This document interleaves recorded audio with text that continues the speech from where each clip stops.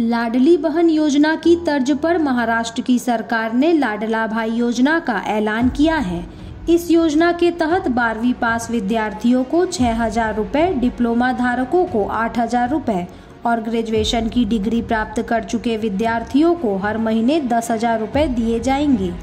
महाराष्ट्र के मुख्यमंत्री एकनाथ शिंदे ने इस योजना की घोषणा की है। शिवसेना यूबीटी के प्रमुख उद्धव ठाकरे ने हाल ही में युवा बेरोजगारी का मुद्दा उठाया था, जिसके बाद सरकार ने लाडला भाई योजना की घोषणा की है। सीएम एकनाथ शिंदे ने कहा कि सरकार की नज़र में लड़का या लड़की में फर्क नहीं है। ये योजना बेरोजगारी का समाधान लाएगी।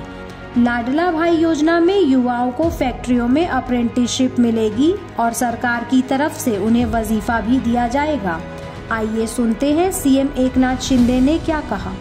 लोक म्हणाले लाडकी बहीण केलं, लाडका भावाचं काय, लाडका भावाचं पण केलं।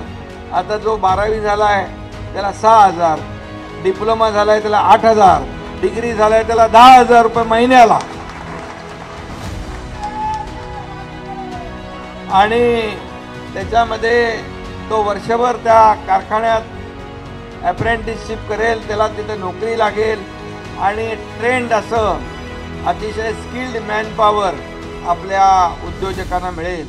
आणि म्हणून ते पैसे जे आहे हे सरकार भरणार आहे। अप्रेंटिसशिपचे इतिहासात पहिल्यांदा अशा प्रकारची योजना आपण सुरू केलेली आहे। लोक म्हणाले काय बेरोजगारी, मग त्याच्यावर उपाय आपण हा काढला की का उद्योग जे आहेत, कारखाने आहेत, त्याच्यामध्ये अप्रेंटिसशिप तो करेल आणि त्याचं स्टायपंड जे आहे ते सरकार भरेल।